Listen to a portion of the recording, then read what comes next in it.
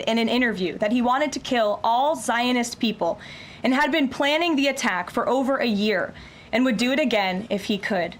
This monster used a makeshift flamethrower and Molotov cocktails to light Jewish Americans on fire in an attempt to burn them alive. The victims at the incident location in Boulder were there to rally in support of Israeli hostages who remain in Hamas captivity. 12 were injured, including a Holocaust survivor. This is pure evil. The Department of Justice has already filed federal hate crime charges against the alleged perpetrator, and he will be held accountable to the fullest extent of the law.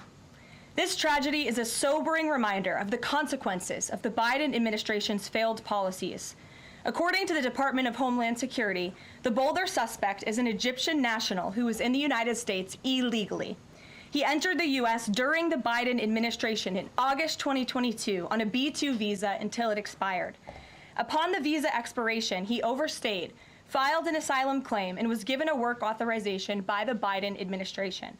Instead of deporting this heinous individual, Joe Biden's administration allowed him to stay in our country and to work.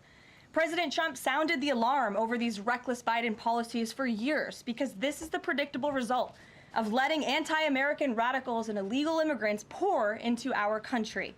Immigration security is national security. And that's why the Trump administration, at the direction of our great president, has secured our border, strengthened our immigration system, and has taken immediate steps to protect the United States from foreign terrorists and other public safety threats. President Trump acted swiftly upon taking office to reform our visa issuance process to ensure that dangerous aliens who are intent on harming Americans or our national security interests are no longer admitted into our country. Under the Trump administration, aliens will only be admitted into the United States through the legal process and only if they do not bear hostile attitudes towards our citizens, our culture, our government, our institutions, or most importantly, our founding principles. Under President Trump, the United States has zero tolerance for foreign visitors who support terrorism. Violators of U.S. law, including international students, will continue to face visa denial or revocation and deportation. And illegal alien criminals will continue to be arrested and deported from our country. On that note, ICE and federal law enforcement partners just wrapped up a month-long surge operation arresting nearly 1,500 illegal aliens in the Commonwealth of Massachusetts. During the enhanced operation, dubbed Operation Patriot, ICE Boston and other federal law enforcement personnel focused on transnational organized crime, gangs, and dangerous illegal alien offenders throughout Mass. More than half of the nearly 1,500 illegals arrested had significant criminal convictions or charges pending against them. Here are just some of the violent illegal aliens who were removed from communities in Massachusetts during Operation Patriot. A Salvadorian national with active Interpol red notice for aggravated homicide.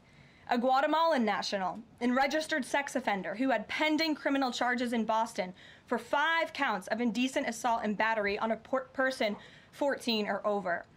A Honduran national who was last arrested for rape, indecent assault, and battery of a person 14 or over. A Colombian national charged with kidnapping, aggravated rape, and indecent assault and battery on a person 14 or over. And a Guatemalan national who was convicted of murder in Boston. Also, a Brazilian national who was charged with aggravated rape of a child by force and possession of child pornography. Again, these are people who are living in the Commonwealth of Massachusetts. And lastly, a Salvadorian national whose criminal history includes charges of aggravated rape of a child by force. I don't think anybody in this room wants these types of heinous criminals in your communities. And it's thanks to this administration that they are being removed from our country. When Democrat-run jurisdictions released violent illegal alien criminals back into communities after making arrests instead of turning them over to federal immigration enforcement like they should, those Democrats are putting law-abiding Americans at risk.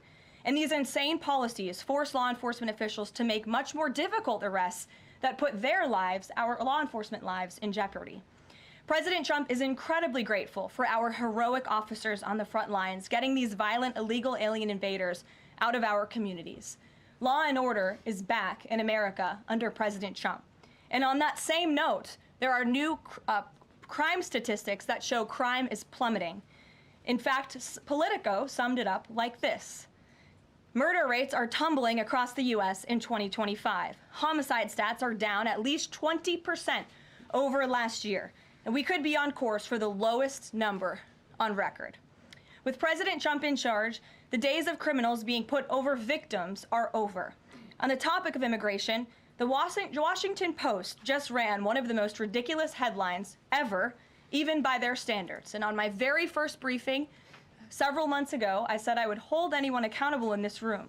The Washington Post actually had this headline: the mysterious drop in fentanyl seizures on the U.S.-Mexico border. How is this mysterious? There is no mystery about why there is a decrease in fentanyl coming into the United States.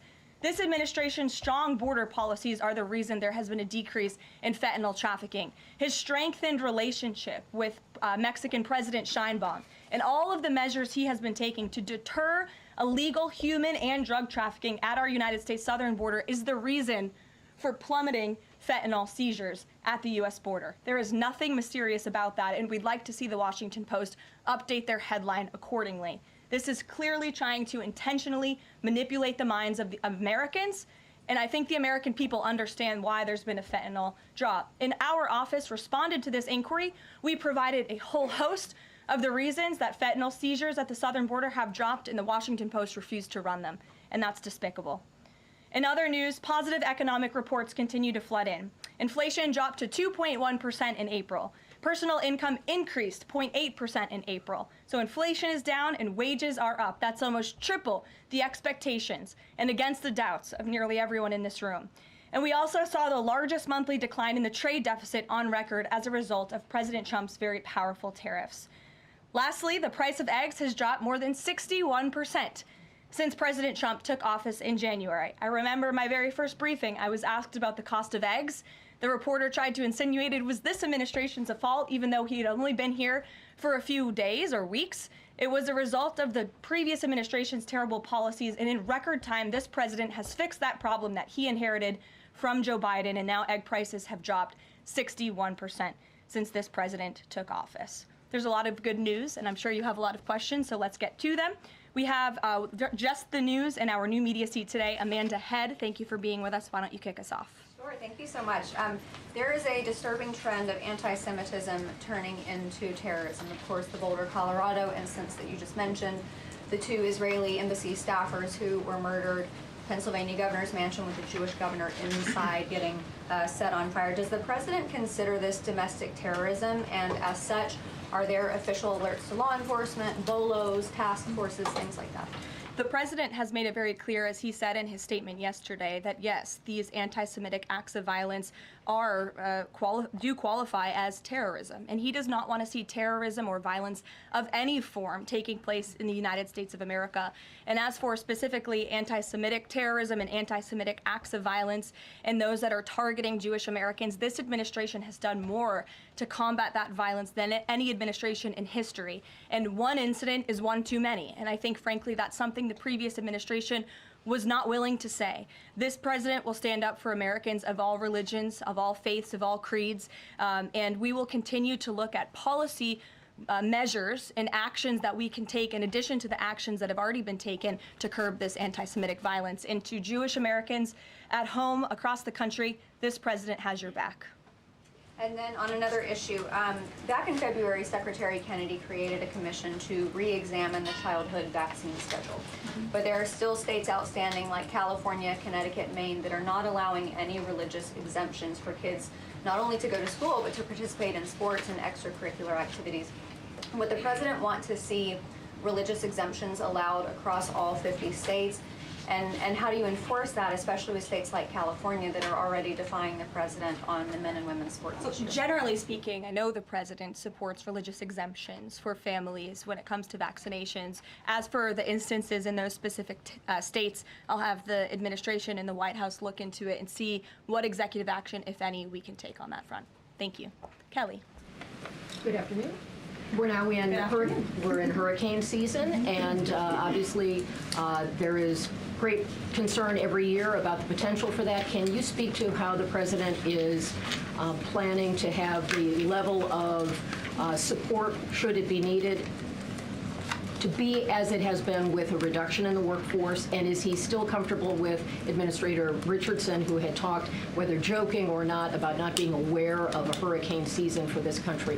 What is the president's level of briefings on what may be required? If you could give us kind of an overall update on that. Sure. Well, of course, we know that we are into hurricane season now, and I know FEMA is taking this seriously, contrary to some of the reporting we have seen based on jokes that were made and leaks from meetings. But Secretary Kristi Noem and the FEMA leadership are all over this. They are committed to ensuring that federal resources and tax dollars are there for Americans in need, and the president continues to review requests for emergency aid and carefully considering them.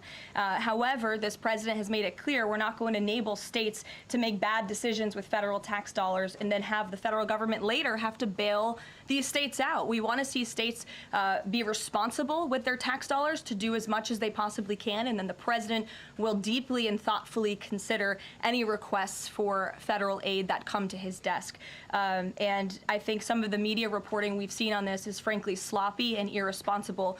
There are serious people who are taking this issue seriously, starting with the president himself, who, as you know, on his first domestic trip back in office, visited both North Carolina and California, both of which were, of course, hit by natural disasters when he wasn't even president, but he took ownership of that and visited those places and those people immediately. Is it Brian? about hurricane season appropriate, though, now that this is serious business, as you talked about? It's serious business, Kelly, and I'm not going to engage in such fodder with a question like that. Brian? Thank you, Caroline. Reuters was reporting that there is a letter that is meant to be sent to other countries, which would give these countries a deadline of Wednesday to produce their best offer on the trade matter.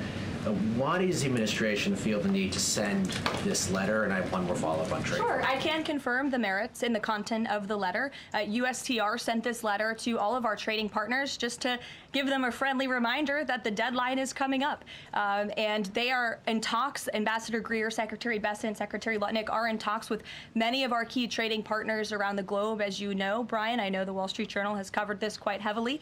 And they continue to be engaged in those discussions. And this letter was simply to remind these countries that the deadline is approaching and the president expects good deals, and we are on track for that, I will emphasize. On the trade side, though, when the deal with the United Kingdom, there was this idea of a reprieve on the auto tariffs. Is the president looking to do another similar deal on the sector-by-sector reduction in tariffs, or is this more going to be deals related to the reciprocal tariffs that were announced months ago? Well, as I've said previously from the podium, and the president has discussed as well, each country has unique advantages, unique challenges to it based on their markets and what they export to us and what we export to them. And so that's why the president smartly advised his trade team to engage in tailor-made deal-making. And we saw that with the United Kingdom, and we will see that with other countries as well. Kate. Does the president support the Senate moving forward with a bill imposing heavy sanctions on Russia?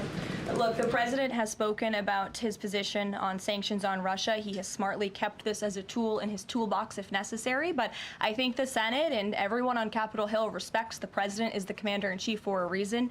And as you know, Russia and Ukraine engaged in direct talks yesterday. That was at the encouragement of this president when he spoke to both leaders of both countries via phone just a couple of weeks ago. And so I would just like to remind everybody how far we have come in just 4 months. I mean, it was inconceivable last year at this time for Russia and Ukraine to be engaged in direct talks. And it's because of the president's insistence and determination to get this war to an end that these countries sat down yesterday. So he's willing to use sanctions if he needs them, and the Senate and the Capitol Hill understand that the president is the commander-in-chief and he's leading United States foreign policy as he should. Iran, the president said that the U.S. would not allow for any uranium enrichment, but the proposal offered to the Iranians reportedly allows for low levels of enrichment. Can you explain that discrepancy? I'm not going to comment on alleged details of the report. We're not going to negotiate through the media out of respect for these ongoing discussions and negotiations that Special Envoy Witkoff is leading. The president made his position very clear on Truth Social last night. In fact, it couldn't be any more clear, and I would reiterate that's his position. Special Envoy Witkoff sent a very detailed and acceptable proposal to the Iranian regime that the president hopes they will accept, and if not, they will face grave consequences, as the president himself has reiterated. reiterated. Sure. Thanks, Caroline. You're welcome. A couple of things, if I may. Firstly, can you confirm whether or not President Trump is going to be going to the NATO summit in The Hague later this month? I can confirm he will be going to the NATO summit, yes. Great, thanks. And another question on the Netherlands, in fact. Just wondering if you have any reaction to the collapse of the Dutch government there after the anti-EU and anti-Islam leader Geert Wilders, who's been described as the Dutch Trump, pulled out of the government there. I don't have a comment on that, but certainly we should and we will get you one, okay? Thanks. You're welcome. Brett. Thanks, Caroline. I wanted to ask, a couple days ago, the president announced that he was withdrawing the nomination of Jared Isaacman to lead NASA, citing a thorough review of prior associations. I wondered, why did this review happen just now, after the nominee was so far into the process? And can you explain the president's thinking on who he might choose? Look, the president reserves the right to nominate individuals to key administration posts. He also reserves the right to remove those individuals if he chooses, just like he reserves the right to fire anybody in the executive branch that he wants. And so a new replacement for NASA will be announced very soon, as the president himself said. Was there something in particular that came up that caused the president concern with this nomination? The president wants to ensure that all of his nominees are aligned fully with the America First mission of this administration. And again, he will be announcing a replacement very soon. Andrew, go ahead. Thank you, Caroline. You're welcome. It's been just about a month since President and Prime Minister Starmer announced... Can't see you all the way back there. Phil's head is in the way. Well, he's very tall. There you go. So it's been just about a month since Prime Minister Starmer and President Trump announced that the U.S. and U.K. had reached a trade deal, That's right. or at least a framework for the deal. Now there are at least some conservative MPs in London who are complaining that Parliament has not yet seen the text of any deal. So I'd like to ask you from this side of the pond, is there a text for the deal ready to be released, submitted, and if not, when can we expect it? And then I have one more. There's most definitely text with this deal. There is language that this side has seen. You'll have to ask the UK Parliament why they haven't seen it from their own government. I obviously can't answer that question. And on Jonathan, Caroline, one more on Ukraine, go ahead, please. Jonathan. Sure, go ahead. On Ukraine, it's been a couple days since Ukraine made that audacious drone strike on Russian airfields. The president hasn't said a word about it, and usually he's not shy about making his thoughts known Don't you on love that? the war. Or, yeah, it's not bad on the war or any other subject. What have you heard from him on this audacious drone strike? Is he surprised? He said that Zelensky didn't have the cards when they met in the Oval Office a few months back. Does Zelensky possibly have some cards that the president hadn't known about? Look, the president's thinking on the Russia-Ukraine war as it stands, I spoke to him about it just this morning, is he remains positive at the progress that we've seen. Again, he urged both leaders to sit down and talk directly with one another, and they did that. Russia handed over a memorandum of peace, or a peace plan, or a suggestion of one, I understand, to the Ukrainian side. They also agreed upon the exchange of prisoners or hostages from each other's countries. So he remains positive about the progress that we're seeing, but he also is a realist, and he realizes these are two countries that are at war and have been for a long time because of his predecessor's weakness and incompetence. So he's working hard to solve this conflict, and that's where his mind is right now on it. Jonathan, go ahead. Thank you. Same topic, just to put a finer point on it. Does President Trump approve of Ukraine's decision to strike nuclear-capable bombers in Russia? I would like to let the president speak on that himself. And just to follow up, has the I president... would just add to that, the president does not want to see this war prolonged. He wants the fighting to stop, he wants people to stop dying, and he wants this to be solved at the negotiating table. The reason he is so deeply involved and has spent so much time and effort on this war is because he hates to see people dying. Again, these are not Americans that are being killed. These are Russians and these are Ukrainians. This is a war very far away. But this president truly cares about peace, and that's what he wants to see. What is President Trump doing to ensure that a similar internal drone attack doesn't happen here in the US given this was done at pretty low cost, very stealthily, it obviously raises questions about our own security, particularly for U.S. aircraft here. It absolutely does, and that's why the president nominated Secretary Hegseth and has approved some of the changes that have been made at the Pentagon to ensure that we have the most lethal fighting force in the world, and that the United States military is the best, the biggest. That's why he wants the One Big Beautiful Bill to be passed, because it increases our defense spending. It's why he also launched the announcement of the Golden Dome to prevent from missile strikes and attacks in the future. And the president has a full understanding, I can tell you because I've spoken to him about it, about the future of warfare and how drones are a big part of that. And I will not get ahead of our policy team, but I think you can expect to see some executive action on that front in the very near future. Caitlin. 2 questions for you as well. On the Big Beautiful Bill, you said recently that it is, quote, blatantly wrong to say that it adds to the deficit. You essentially said that an estimate from the Congressional Budget Office and other scorekeepers you believe are wrong. But Republicans like Ron Johnson and Rand Paul disagree. They are saying that it will add to the deficit. That is their concern. Is the White House's position that those 2 Republican senators are, quote, blatantly wrong? It is. Those senators, it's not news that they disagree with this president on policy, and the president has vocally called them out for it and for their not having their facts together. I would add the Congressional Budget Office has been historically wrong. In fact, they predicted the Trump tax cuts from the president's first term in 2017. Their prediction was wrong by $500 billion. Those tax cuts had nearly $500 billion more of revenue than the Congressional Budget Office scored.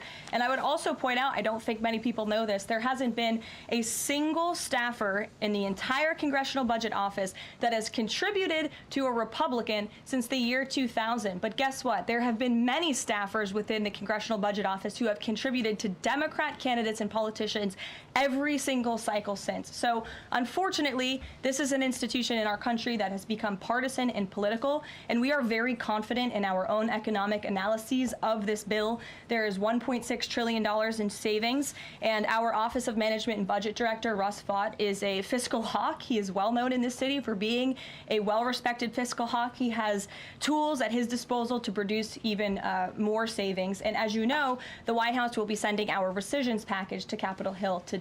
And on immigration, the other day that the Homeland Security Secretary said, and I'm quoting her now, that an illegal alien threatened to assassinate President Trump and highlighted his arrest. A man has now admitted to framing him, saying that he wrote the letter that the DHS Secretary Kristi Noem posted online. Last I checked before I came into the room, that post was still up from DHS. Does the White House expect them to issue a clarification or a correction on that We front? can ask the Department of Homeland Security and get back to you. Jeff. Caroline, is the United States putting pressure on China to release its hold on rare earths that are hurting car companies and technology companies now that require that for their products? And is that pressure working? Well, I can assure you that the administration is actively monitoring China's compliance with the Geneva Trade Agreement.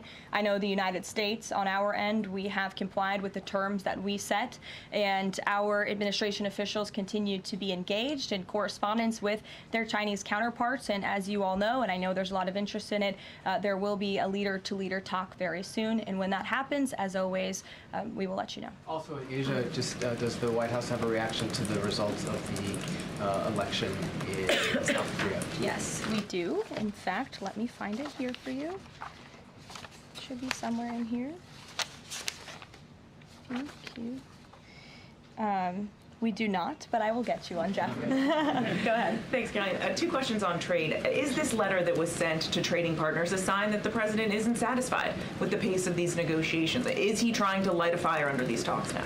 Well, look, the president has been very direct to our trading partners in his conversations with them, with foreign leaders directly, that they need to cut deals with the United States of America. The tariff agenda of this president, he believes very strongly in it. And as you've all seen, he's unafraid to use tariffs to protect our industries and protect our workers. But he wants to see these tailor-made deals be signed. And I will tell you, of course, I never want to be the one negotiating with the press about these internal discussions and deliberations. But our team, who is deeply involved in this, sees these deals moving in the right direction. In fact, Ambassador Greer is in Paris right now meeting with many of our trading partners. We should still expect this flurry of deals in the next 36 days, and the plan is still for those full tariffs to go back into effect on July 9th. The plan is for the announcement of these deals to be made very, very soon, yes. Sure. Thank you, Caroline. You're welcome. So Governor Whitmer confirmed that she spoke with President Trump about the possibility of pardoning the plotters against her, the kidnapping case. She didn't give us an idea of what the president's reaction was to that. Do you have any information about what he said? Well, I won't reveal the president's private discussion unless he gives me liberty to, but I will reiterate what he said publicly when he was asked by one of the journalists in this room in the Oval Office a couple of weeks ago about the pardons. He said it's something he would look at, nothing more, nothing less. Haley, go ahead. Thanks, Caroline. And then to Kelly next to you. Thank you. When it comes to the leader-to-leader call with Xi Jinping this week, what is the president's expectation of this call? Is he looking for concrete outcomes out of this, or is he looking to kind of warm relations as these trade talks are ongoing? Well, President Trump and President Xi have shared a respectful relationship throughout the years. And again, I won't get ahead of the president on that call, but as always, after, you'll hear directly from the president or from myself or someone else here at the White House. Kelly. Caroline, thank you. I want to get back to the anti-Semitic behavior that's been going on college campuses, as well as recently in Boulder, Colorado. The president, as you know, has the White House Faith Office, the Religious Liberty Commission, as well as the Anti-Task Force on anti-Christian bias, which includes anti-Semitism. From a whole of government perspective, and the president has already mentioned how he hates these kinds of acts that have been going on, can these entities and these agencies work together with the president to put out a proactive campaign to help people stop the hate? I think the president himself has been leading on this, Kelly, and has been incredibly clear in his rhetoric that he is not going to tolerate such hate or behavior in the United States of America. And you will see that rhetoric being followed up by action from the Department of Justice, who is seeking to prosecute these cases to the fullest extent of the law. And I know the Attorney General and the FBI Director were very quick to call this what it was, targeted terrorism. And there was some, I think, criticism from the media, and well, at least pundits I saw on television saying, are they too quick to jump here? No. They see the facts and they reveal those to the American people, and they're transparent. And I think, frankly, that's a breath of fresh air from what we experienced in the previous administration. Are there programs that they can put in place to campaign against this kind of violence, to actually take the whole approach and say, we want to get ahead of you. If you're thinking it, don't do it. And if you're going to do it, sit down and talk to someone within the Faith Office, within the Religious Liberty Commission, as well as the task force. Yeah, surely. It's a good idea, and I'll pass it along to them. Peter. Thank you, Caroline. When you look at these last-minute Biden pardons, the big ones, Biden siblings, Fauci, January 6th committee. That's right. Most of the big ones have the same very neat signature.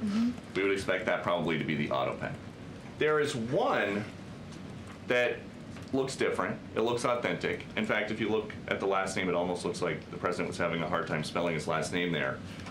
Is this White House of the opinion that the only pardon that would count is one that the president signed himself? It's very interesting. Very interesting props. If you want to bring them to my office later so I can take a closer look, I would like to do that. The president is making a good point when he discusses the usage of the auto pen. Who was running the country for the past 4 years? Perhaps those documents were signed with the auto pen, something that this, I believe the Department of Justice is looking into. As you saw, Ed Martin made an announcement at the Department of Justice this morning to launch an investigation because the American people deserve answers. Is there any concern that this president, who won the election on a promise to fix the economy and close the border, that focusing and scrutinizing these Biden pardons is looking into the past instead of looking forward? I think in comparison to the amount of time this president has spent on securing the border, on fixing our economy, I just read out for you an entire list of economic accomplishments. Look at the border numbers, look at the time and effort he's divulged into solving the global conflicts abroad. It pales in comparison, but it still, nevertheless, is a very important issue. And it was a huge issue that sent the president back to this White House. The Americans saw with their own eyes a mentally incompetent president, and they want answers for that. And the president believes they should have And them. something that just Go crossed, ahead. Caroline, how mad do you think President Trump is going to be when he finds out that Elon Musk said, I'm sorry, but I just can't stand it anymore. This massive, outrageous, pork-filled congressional spending bill is a disgusting abomination. Shame on those who voted for it. You know you did wrong. You know it. Look, the president already knows where Elon Musk stood on this bill. It doesn't change the president's opinion. This is one big, beautiful bill, and he's sticking to it. Tamara. Thank you. The National Security Council was reorganized, or some staffing changes were made the Friday before Memorial Day. I'm hoping you can explain sort of the new structure, what the structure is of the National Security Council, what the goal is in terms of staffing levels. What is the new National Security Council mode? Well, as with everything in this White House, it is a top-down approach. The president is here. He is president. He's not an auto pen like the previous president was. He's very much involved in literally every policy discussion and decision that takes place. And we felt it was best to reorganize the National Security Council to respond to that top-down approach that we have here in this White House, and to streamline the efficiency and the effectiveness of the National Security Council. And I would add that Secretary of State Rubio and now National Security Advisor Rubio is doing a tremendous job at leading the National Security Council. He knows the president. He understands where the president is on these issues. He's great to work with here at the White House. I can tell you that. I appreciate seeing him a lot more in the building. And he and the president and the entire National Security Council, who's made up of great patriots who love this country, are doing a tremendous job on the many conflicts around the world that this administration inherited. Is there a goal staffing level? I'm sorry? Is there a goal for the staffing level, like the number of people who would be in this National Security Council? We just want the National Security Council to be as efficient as possible, and if staffing needs are necessary, I'm sure Secretary Rubio would not mind hiring people if necessary, but again, we've been working with them day in and day out, and they're chugging along and doing great work. Sure. Thank you, Caroline. Two questions, if I can. President Trump got involved himself in presidential election in Poland by supporting a conservative candidate who ultimately won. Yeah. What does it mean for the future U.S.-Polish relations? What's likely to change?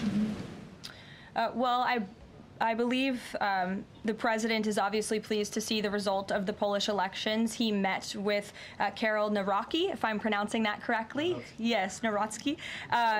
Okay, thank you. I appreciate your insight on that. He met with him at the White House, and he told them, you're going to win because you support common sense. And he supported strong borders in Poland. He supported an end to the woke, radical DEI stuff that we've seen not just here in the United States, but really take over Europe and, frankly, the whole world. He was very outspoken about that. And I was reading the reports about how the Polish people felt about this man, and they felt like he was putting the needs of Poland first. And that's a very refreshing feeling, one that we know very well here in the United States of America. So, as you know, the United States and Poland have always had a very deep and strong relationship, friendship. They're a great ally, and I know the president continues to look forward to working with them. We have one more on Ukrainian drone attack on Russia. Was President Trump informed in advance by Ukraine that the attack is coming? He was not. Carrie. Caroline, so I just want to go back to the issue on the anti-Christian bias as well as issues on anti-Semitic issues. Senator Grassley just put out a report saying that the FBI files have shown that the Catholic group targeting was way more prevalent within the FBI during the Biden era than was previously shown, as far as former FBI Director Christopher Wray was putting out there during congressional testimony. Can you discuss here what President Trump would like to see in terms of consequences within the FBI as far as those who were involved? Also, the second question, if the DOJ finds that the auto pen was used by President Biden, should those actions that were used with the auto pen, should they be null and void? I'm not going to get ahead of the Department of Justice's investigation into the usage of the auto pen. And again, the question is not, was the auto pen used? It's whether or not the President of the United States knew it was being used, and if not, who was using it in his name, which is clearly illegal behavior. Deanna. Thanks, Caroline. One on foreign policy, one domestic, if I can. Sure. On foreign, just speaking to the president's Truth Social post about Iran recently, saying that there will be no uranium enrichment. Is he saying that that's a red line for him, or no? I already answered this question. The president's been very clear about where he stands on that. Okay, and then on domestic, there is a report that Laura Loomer met with the vice president today. Can you speak to her relationship with the administration and if she's informally advising in any way? She is not. I do know she met with the vice president. As for what was discussed in that meeting, I would defer you to his team. Thanks, Caroline. I had one question on anti-Semitism, one question on China. So for years, radical leftists and Islamists have been calling for so-called globalize the Intifada. Do you believe this is a call for violence against Jews? And do you think these attacks on Jews around our country is what globalizing the Intifada looks like? I don't want to speak to the merits of those claims without looking into them, but as I said, any violence against Jewish Americans will be prosecuted to the fullest extent of the law. Absolutely. And also, Secretary of State Rubio made an announcement saying he'll be revoking visas of certain Chinese students, including those with connections to the Chinese Communist Party. Does that include sons and daughters of politicians, presidents, and chairmen? Again, Secretary of State Rubio has the right to revoke visas, and he made the announcement that the State Department will begin to aggressively revoke those visas of Chinese students who are in our country, namely those with Chinese Communist Party ties, or those who could be a threat to our national security and the interests of the United States. Should both of you, go ahead and then back to you. Thank you. There are now reports that Israeli forces are firing on Palestinians trying to get aid from the Gaza Humanitarian Foundation. After 20 people, according to the Red Cross, have arrived to the hospital that they've set up with gunshot wounds, have died from them.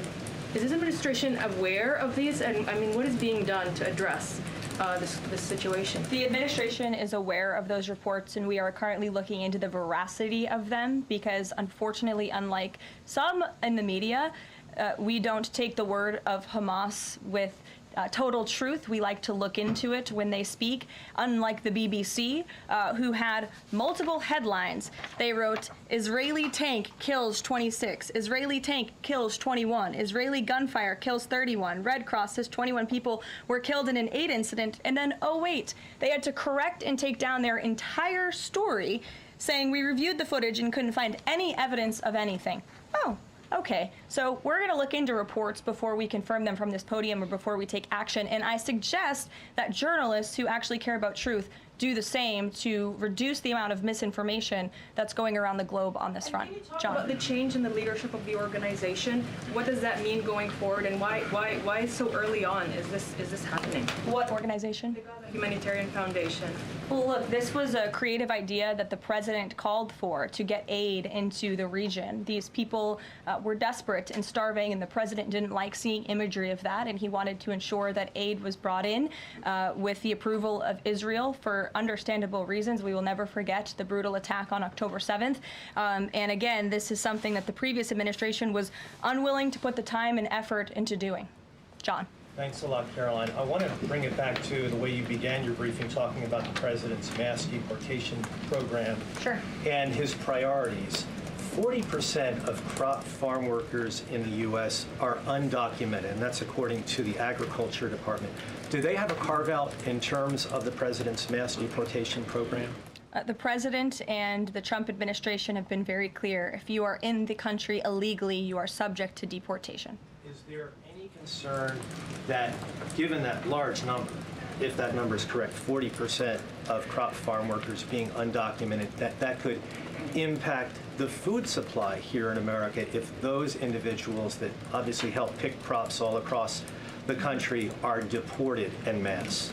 Again, this administration is focused on deporting individuals who are in our country illegally. It's something we have to do. We cannot allow the previous administration's invasion of our country of illegal immigrants to continue. We just can't have it. And this is a law and order president. As for our farmers and their concerns, they have a president who has their backs and listens to their concerns and hears them. But we also have a legal pathway to come to this country and work specifically for agricultural work. So there's a legal way to do it, and we encourage that legal pathway, and we're currently working on strengthening our legal immigration system for that reason. Sure. Thank you, Caroline. I just wanted to follow up on your statement last week regarding the Maha report. Sure. You said that there was, you said, I understand there were some formatting issues with the Maha report that are being addressed, and that report will be updated. We also understand that since that, there have been some citations that came about. There's citations of studies that either did not exist or did not back up the report's conclusions. So when you were referring to formatting errors, Is that what you were talking about, or was it, could you just explain that? Yeah, that's what I was talking about. There were formatting errors, and those errors were updated by the proper policy components here at the White House, and a new report was issued. So exactly what I said took place. Sure, go ahead, Alec. Yeah, good to see you. Good to see you. Congresswoman Mary Miller suggested that changing Pride Month to Family Month. I would personally like to see maybe a nuclear family month. Some people are saying, let's get a Veterans Month. Does the president have any plans on making a proclamation, or is it just going to be June this year? Well, there are no plans for a proclamation for the month of June, but I can tell you this president is very proud to be a president for all Americans, regardless of race, religion, or creed. Caroline. Reagan, go ahead. Thank you, Caroline. And then I'll go to you. Thank you. You're welcome. Colorado passed sanctuary protections for illegals 1 month before the terrorist attack this weekend. 2 questions. Why did the DHS remove the sanctuary cities list that it had published, which was ordered by the president? And then what is the administration going to do to further crack down on sanctuary jurisdictions to prevent attacks like what happened in Colorado? Sure. The Department of Homeland Security will be issuing a new list of sanctuary cities, an accurate list of sanctuary cities. As for what we're doing to crack down, the president has signed various executive orders and has directed the Attorney General to prosecute federal, state and local officials who are not complying with federal immigration authorities and, most importantly, federal immigration law. Thanks, Caroline. Thank you, Caroline. Oh, yeah. Thank you very much. Go ahead. So, does the president take calls from foreign leaders on the tariffs on steel and aluminum? Does he still intend to double them tomorrow morning? The president will be signing that executive order today, and steel and aluminum tariffs will be going to 50%, yes. No way it's going to change, or it's going to be suspended? He made that announcement in Pennsylvania, and he plans to deliver on that promise to Pennsylvanians. And why is he hiking it? And Ed, go ahead. I can answer that, but go ahead, Ed. Oh, yes. Thank you, Caroline. So a Chinese Foreign Ministry spokesperson today said that the U.S. imposed harmful measures like new chip controls and pledging to revoke Chinese student visas. So are the Chinese the victims in this trade back and forth? Look, I don't think anyone is the victim. These are two strong countries, and as I said, the president has a good relationship with China's president and leader, and that discussion will take place later this week. And what other authorities is the president looking at for tariffs should the decision of the appeals court not go his direction? Well, right now, his tariffs remain in effect. We spoke at length in my briefing last week about that decision that came down from the International Trade Court, which has been put on pause because the president absolutely does have the authority to implement tariffs and to declare a national emergency for our crippling trade deficit. He could always have the power to use Section 202 or Section 301 as well to impose tariffs if he deems necessary, especially Section 202 tariffs, which are sectoral, as you know, to protect our critical supply chains here at home. Thanks, Caroline. You're welcome. You've got U.S. business leaders begging for certainty. So why did the president suddenly decide to hike tariffs on steel and aluminum again?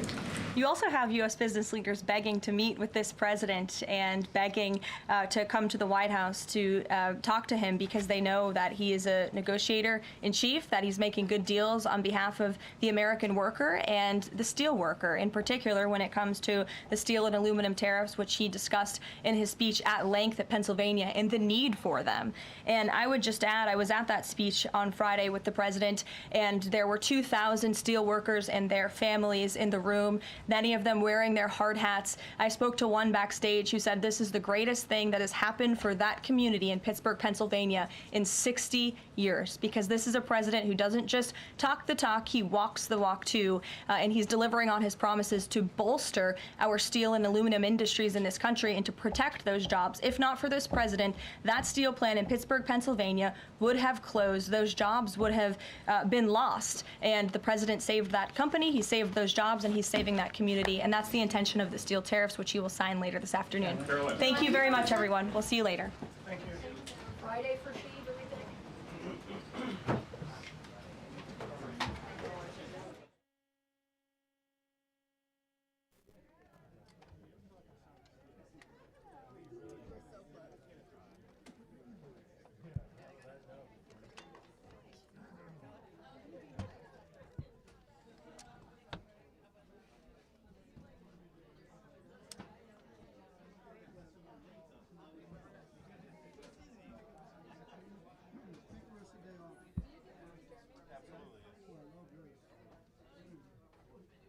There you go.